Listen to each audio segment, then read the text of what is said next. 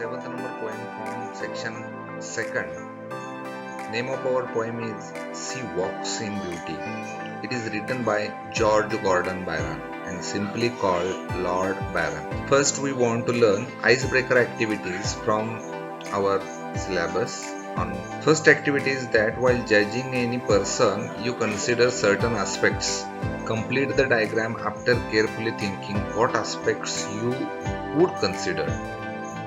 What is meaning of that activity is एखाद्या व्यक्तीला आपण जज करत असताना कोणत्या गोष्टी घटकांचा विचार करतो. आता खाली एक डायग्राम पूर्ण करायचा आहे. Complete the diagram after carefully thinking what aspects you would consider. तर पहिलं आता काय असणार आहे, अपीअरन्स म्हणजे काय, अपीअरन्स म्हणजे त्याची देहबोली किंवा त्याच्या असणारा पेहरावा. दुसरा पण आस्पेक्ट्स विचारात घेतोय behaviour. Third is language. Fourth is attitude. Attitude म्हणजे काय, त्याची वृत्ती कशी आहे. त्यानंतर लास्ट वन इज नेचर, त्याचा स्वभाव कसा आहे. ह्या गोष्टींचा आपण काय करत असतो, विचार करतो. Now let's look at the second activity from our text. Make a list of proverbs and quotations related to beauty. ब्युटीशी संबंधित असणारे काही कोटेशन असतील तर ते लिहा म्हणतात. I want to give one first quotation here. Beauty is nectar which intoxicate the soul. म्हणजे ब्युटी म्हणजे सौंदर्य. सौंदर्य हे एक मधुकणासारखं आहे आणि ते आपल्या आत्म्याला काय करतं, इंटॉक्सिकेट, बेहोश करून सोडतं किंवा मोहित करून सोडतं. दुसरी प्रोवर्ब आहे beauty is not in the face, beauty is light in the heart. म्हणजे सौंदर्य हे चेहऱ्यामध्ये नसून सौंदर्य हे हृदयातील प्रकाशामध्ये आहे. Third proverb is that love of beauty is tasty, the creation of beauty is an art.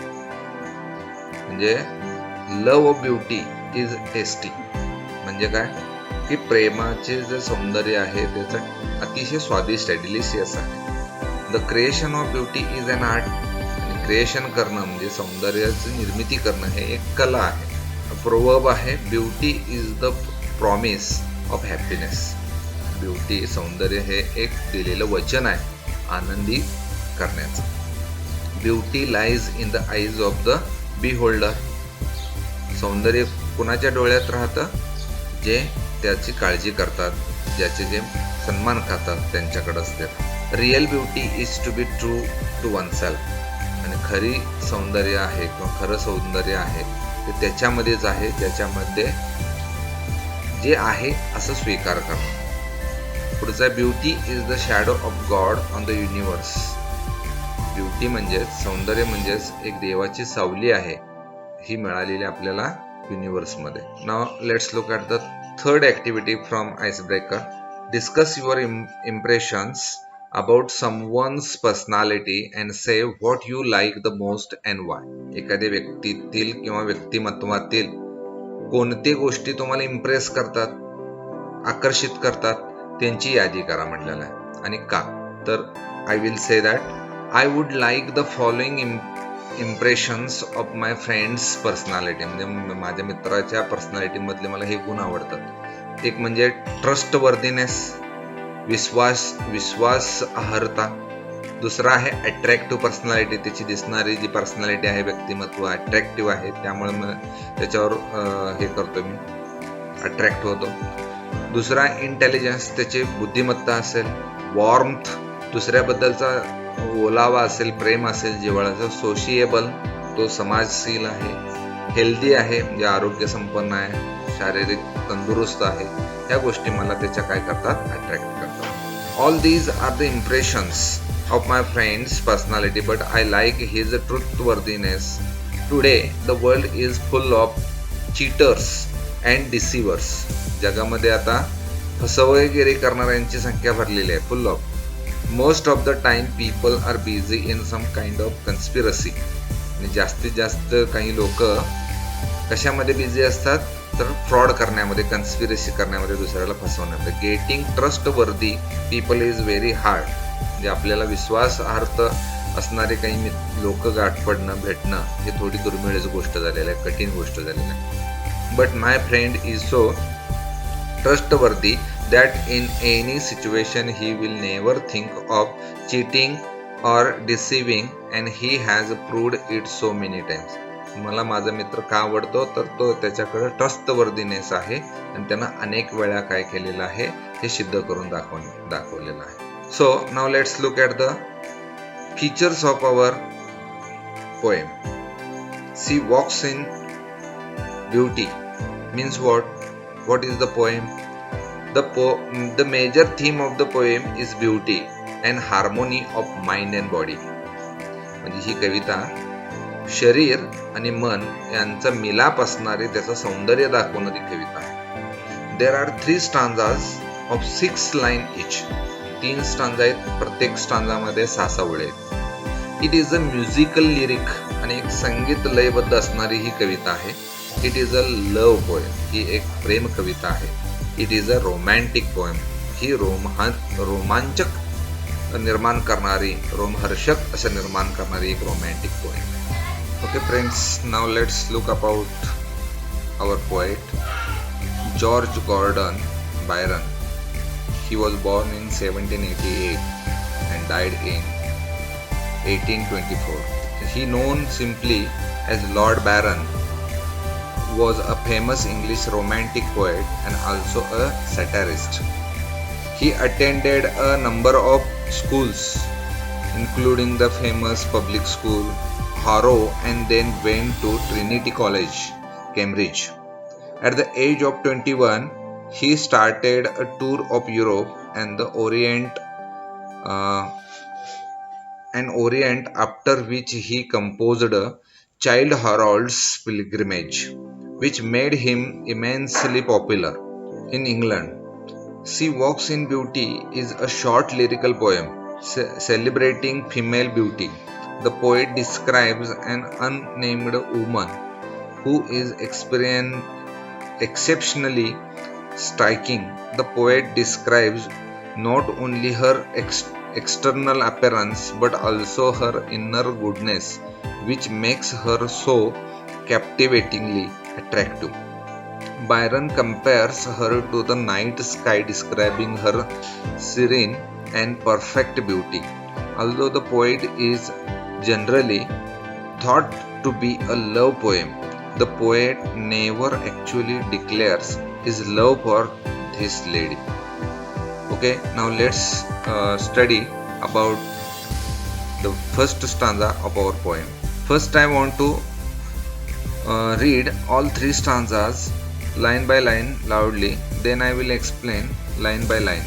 First stanza is that she walks in beauty like the night of cloudless climes and starry skies, and all that's best of dark and bright meet in her aspects and her eyes, thus mellowed to that tender light which heaven to gaudy day denies.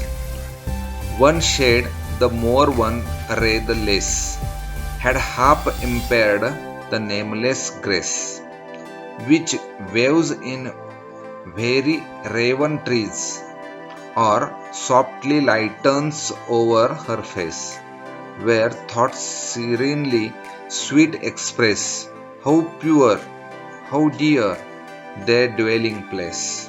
And the last stanza is that, and on that cheek and over that brow, so soft, so calm, yet eloquent, the smiles that win, the tints that glow, but tell of days in goodness spent, a mind at peace with all below, a heart whose love is innocent.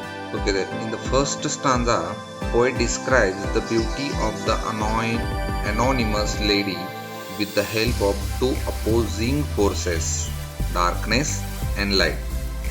The poet compares the beauty of the lady with the night of cloudless climate and starry sky. These are the 2 forces of nature. One is cloudless night climate and the starry sky.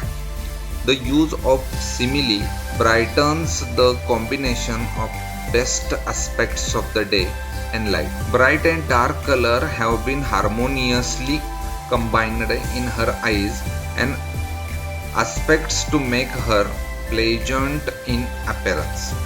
The poet has used two contradictory concepts to highlight her smooth and soft appearance. He inversely compares her with the bright day, which lacks that beauty, tender light. And in the second stanza, the poet carries on contrasting beauty between light and dark, day and night, to describe her beauty. A little more shade or even one ray of light would have greatly diminished the woman's beauty. This beauty, which is hard to put into words. The poet didn't express his feeling in words, shows itself in every strand of the woman's hair and gently falls on her face. Here, the poet is confused to depict the enchanting beauty. Enchanting beauty means what? Mohit करणारे सौंदर्य of the lady in words, even it is beyond the words. Her sweet angelic emotions play out on her face, revealing how pure and precious this woman is. The last stanza describes the relation between external and inner beauty. External म्हणजे बाह्य सौंदर्य आणि inner means अंतर सौंदर्य. ह्या दोघांचं ह्या ठिकाणी काय केलेलं रिलेशन सांगण्याचा प्रयत्न केलेला कवीनं. On the woman's cheek and forehead softly and calmly but noticeably appear winning smiles and a glowing skin tone. These features reveal that the woman spends her days virtuously. She possesses a peaceful mind and she has an innocent loving heart. Her love is sincere and her inner goodness reflects in her unique external appearance. In this way, the poet describes the harmony in beauty. She walks in beauty like the night of cloudless climes and starry skies. कवी पहिल्या ओळीत काय म्हणतो, ती चालत आहे सौंदर्यामध्ये जशी की एखादी रात्र आभाळ आकाशामध्ये नाही आहे. क्लाउडलेस क्लायमेट आहे. क्लाइम्स म्हणजे क्लायमेट अँड स्टारी स्काईज म्हणजे चांदण्या पडलेल्या आहेत आणि त्या चंद्रप्रकाशामध्ये चांदण्याच्या प्रकाशामध्ये जसं दोन्ही सौंदर्य दिसतं तसं तिचं सौंदर्य दिसत आहे. And all that's best of dark and bright meet in her aspects and her eyes. म्हणजे बेस्ट ऑफ डार्क अतिशय काळ्यातलं काळं अँड ब्राईट आणि बेस्ट ऑफ ब्राईट म्हणजे शुभ्र हे दोन्हीही मीट इन हर आस्पेक्ट तिच्या दोन्हीही काय झालेलं आहे तिच्या आस्पेक्ट्स मध्ये आलेले आहेत. म्हणजे देहरष्टी आहे अँड हर आईज. आईज म्हणजे आता तिचे डोळे काळे भोर आहेत आणि तिचा जो रंग आहे त्वचेचा टोन आहे स्किन टोन तो ब्राईट आहे. ब्राईटेस्ट ब्राईट म्हणून तिचं सौंदर्य तो कसं वर्णन करत आहे, एखाद्या रात्री क्लाउडलेस नाईट आहे असं आणि स्टारी स्काईज आहे असं तो सांगतो.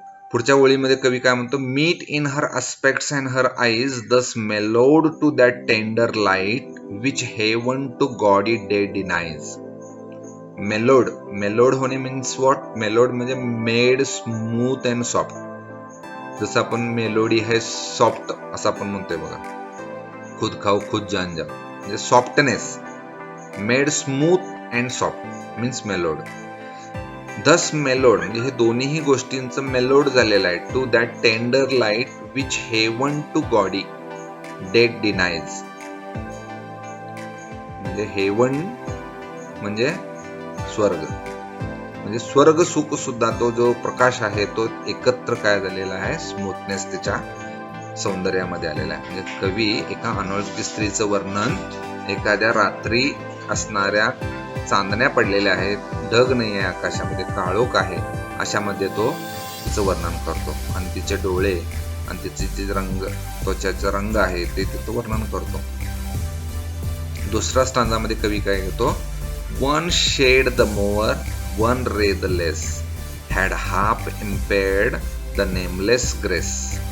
कवी काय म्हणतो, एक शेड म्हणजे रंग छटा जरी कमी असली, मोर असली, जादा असली, किंवा वन रे द लेस, एखादा किरण कमी जरी आला, had half impaired the nameless grace, पण त्याचा काही परिणाम तिच्यावर होत नाही.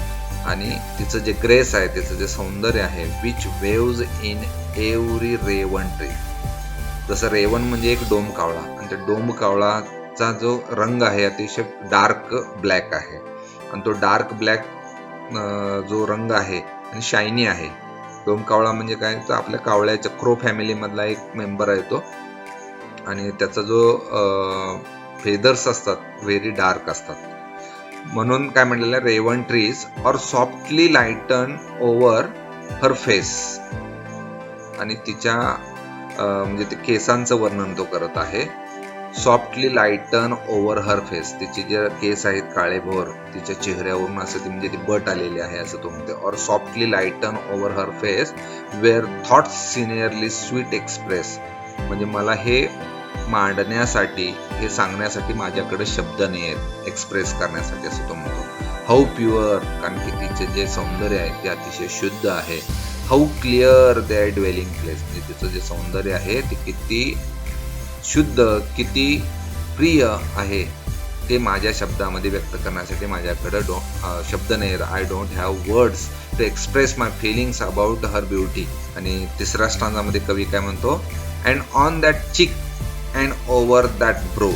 चिक म्हणजे गाल, आणि ओव्हर द ब्रो म्हणजे कपाळ, फोरहेड.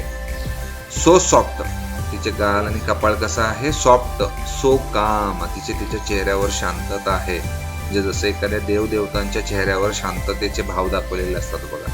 यट इलोकंट, इलोकंट म्हणजे ते एक्सप्रेसिव्ह आहेत, आपल्याला ते एक्सप्रेस करून दाखवणार आहेत सगळं. म्हणजे तिच्या चेहऱ्यावर, चेहरा बघितल्यानंतर प्रसन्न वाटतं असं. The smiles that win the tint that glow.